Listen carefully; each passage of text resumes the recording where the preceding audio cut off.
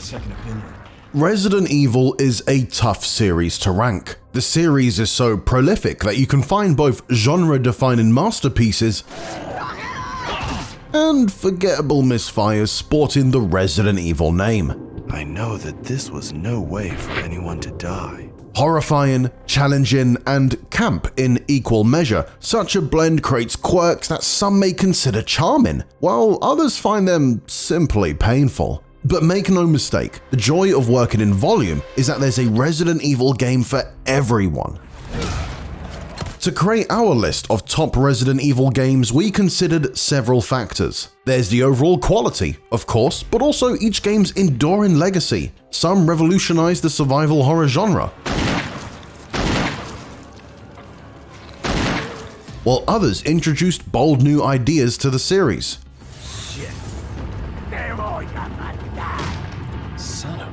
We also considered their impact on the wider video game landscape, as well as how easy they are to access and play today.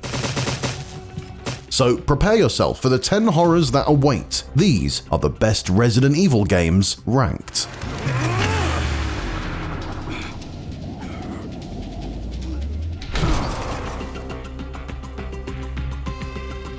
While 1996's Resident Evil may not be the prettiest, most intuitive, or even the best version of Capcom's original survival horror, it's undeniable how important it is, not only to Resident Evil as a series, but also to horror games as a whole. Yes, its writing is unintentionally campy. Did you kill Enrico? Really? Yeah, like this. Rebecca!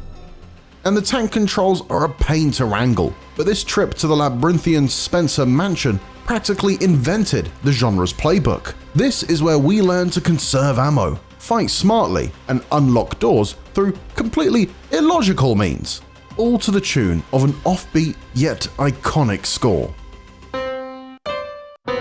Wait, what is that? The graphics are now incredibly dated, which means much of what was once scary now seems, well, silly. And there are definitely areas of its short campaign that can be a bit of a hassle. But its overall charm and extremely campy presentation make playing this not only an itchy and tasty experience, but a memorable journey into the roots of one of the most prolific survival horror franchises.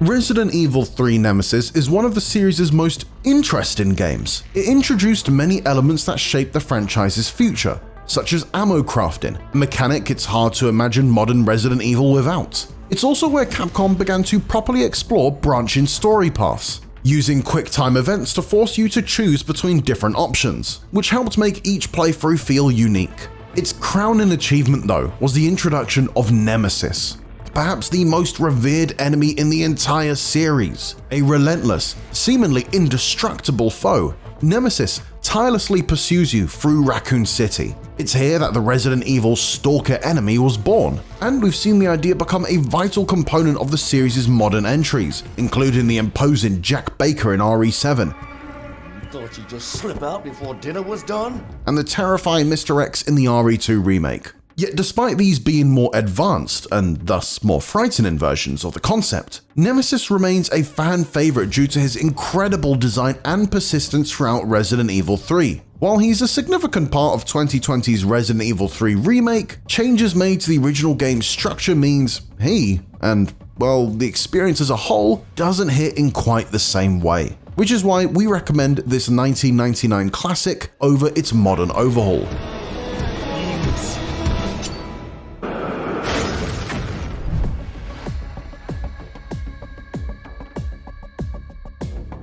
Welcome to the family, son.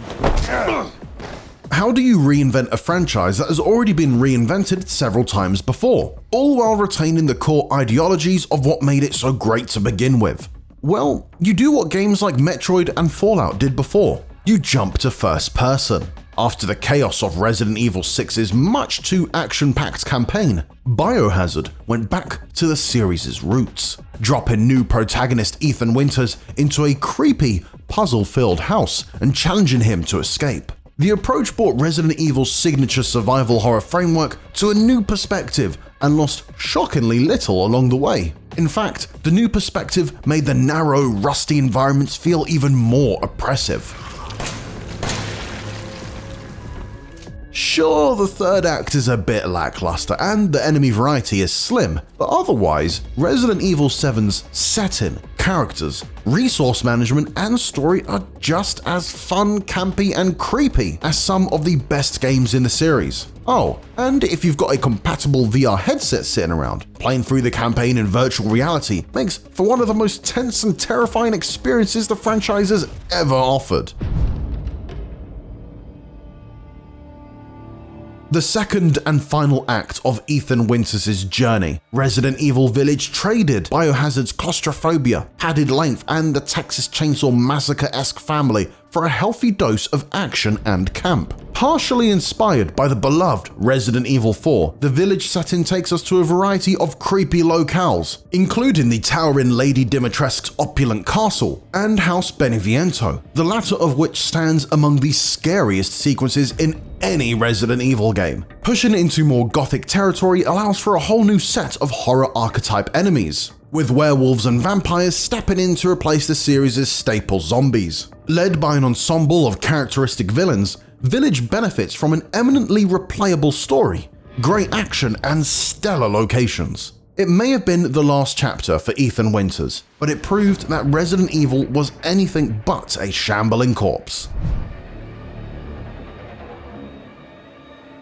Released during the year of Resident Evil's 30th anniversary, Requiem is a celebration of the series' greatest hits. Its first half is a victory lap for Capcom's original survival horror formula, a creepy house filled with locked doors, rotting corpses, and not nearly enough ammunition and healing herbs. Its second half, meanwhile, relives the highs of Resident Evil 4 with relentless combat, high-octane action, and bloody chainsaw attacks. Conventional logic would suggest that never should these two approaches meet, and yet they dovetail together beautifully, swinging between hold your breath terror and stressful crowd management for an enjoyable, bumpy ride. Requiem also marks the first mainline Resident Evil in many years to feature two protagonists. We're reunited with Leon for those more action-packed chapters, but the old-school frights are endured through the eyes of newcomer Grace Ashcroft. Capcom uses these characters to experiment with perspective. By default, Grace is played in first person, while Leon adopts the more traditional third person over-the-shoulder view, and both benefit from a camera that dials up the atmosphere for their respective gameplay styles. Creeping through the Rhodes Hill Care Center as Grace is the scariest Resi has ever been, while Leon's bullet and hatched ballet is filmed in cinematic widescreen.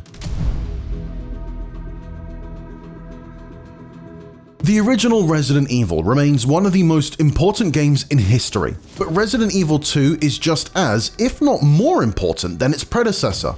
The Raccoon City Police Station is arguably the greatest location in the entire series. An ornate, extravagant labyrinth of rooms waiting to be unlocked and have their mysteries and horrors released.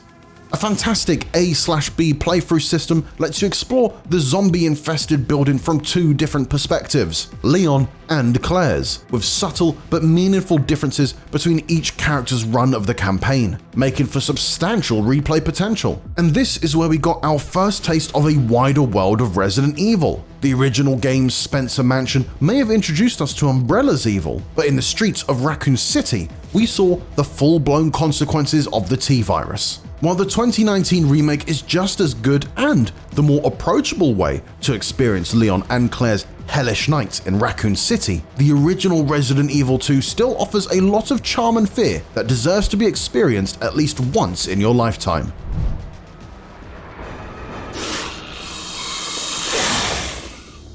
If there is one game in the series that perfected the series' old-school tank control playstyle, it's 2002's remake of the original Resident Evil. It's the cream of the crop when it comes to an authentic Resident Evil experience, and one of the original formula's last hurrahs before the series shifted away from fixed cameras to third and first-person perspectives. This undeniably handsome remake, created with incredibly detailed pre-rendered backgrounds and fantastic character models, ditches the cheesiness of the original game in favor of a darker and more serious tone.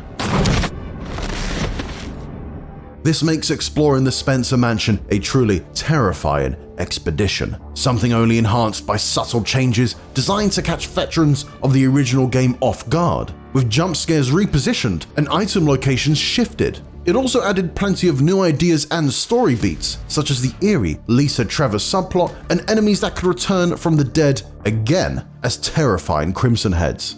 With an unrivaled atmosphere and a survival horror formula that's proven completely timeless, the Resident Evil Remake is the definitive way to play the series' opening chapter.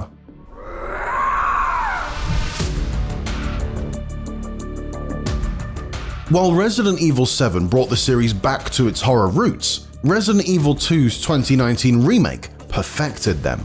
This gorgeously gory return to the RPD benefits from modernized upgrades drawn from across the entire series, including an over-the-shoulder camera and the ability to freely move and shoot, plus ammo crafting and expandable inventory slots. For series veterans, it feeds off your familiarity with the iconic police station and circumvents expectations in unique and horrifying ways. It's designed with so much care and intent. Easter eggs are sprinkled throughout the station, accompanied by so many subtle updates that fit so perfectly, it's easy to forget they weren't present in the original. Now you can navigate between floors of the department using stairs instead of the original game's ladders, which not only makes much more sense, but also helps make the RPD feel like a genuine place rather than a video game location. Perhaps this remake's best achievement, though, is the organic way in which the relentless Mr. X chases you through the police station. The promise of RE3's Nemesis is completely fulfilled here,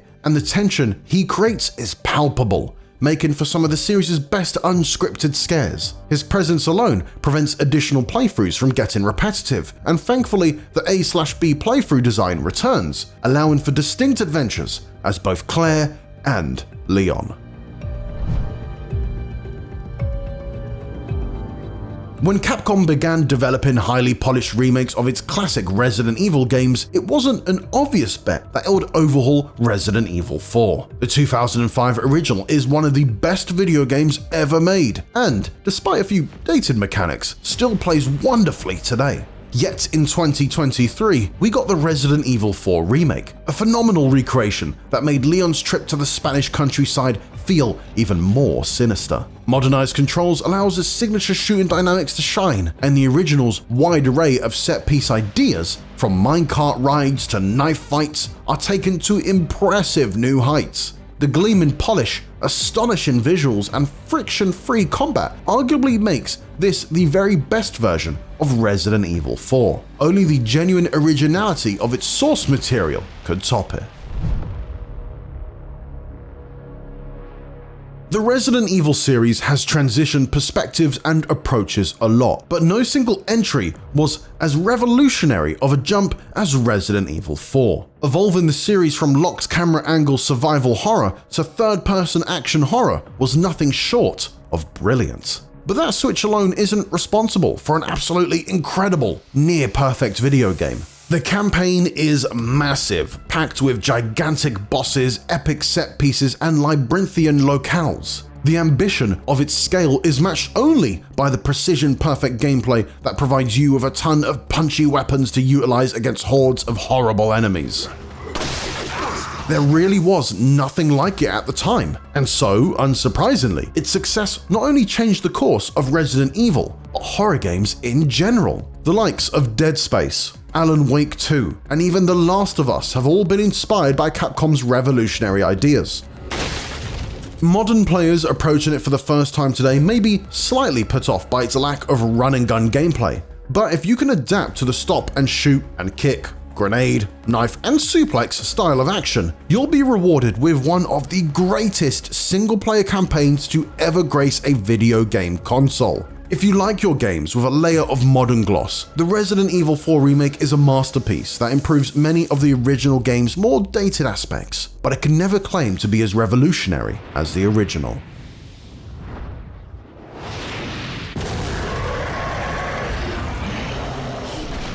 And there you have it, our picks for the top 10 Resident Evil games. Which are your favorites and which ones did we miss that you'd want to see on the list? Make sure to let us know in the comments. But for more Resident Evil, check out our video on all the little brilliant details we found in Resident Evil Requiem. And for everything else, you're already in the right place with IGN.